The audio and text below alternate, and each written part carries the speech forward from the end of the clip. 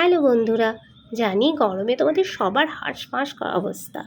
এই অবস্থা থেকে বাঁচতে গেলে তোমাদের লাইট খাবার খেতে হবে, রিচ খাবার এখন একদম খাওয়া চলবে না। আর ফ্রুটস এগুলো বেশি খেতে হবে। যে সমস্ত ফ্রুটস আমাদের শরীরে হাইড্রেশন দেয় সেই ধরনের খাবার বেশি খাও, বেশি করে জল খাও। আর বাইরে বেরোলে অবশ্যই ছাতা আর সানগ্লাস ইউজ করো। এখানে আমি আজকে বানিয়ে নিচ্ছি ওয়াটারমেলন মজিটো। ওয়াটারমেলন মজিটো অনেকেই বানাতে জানো, ভীষণ ভালো এই গরমে খাওয়াটা।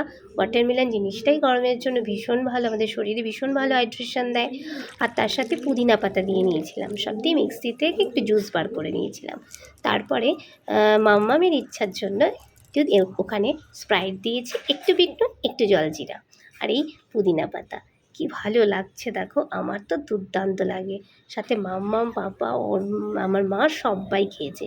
আর একদম রেস্টুরেন্ট স্টাইলে আমি পরিবেশন করে ফেলেছি। তোমরাও কিন্তু পান করে দেখতে পারো, দারুণ।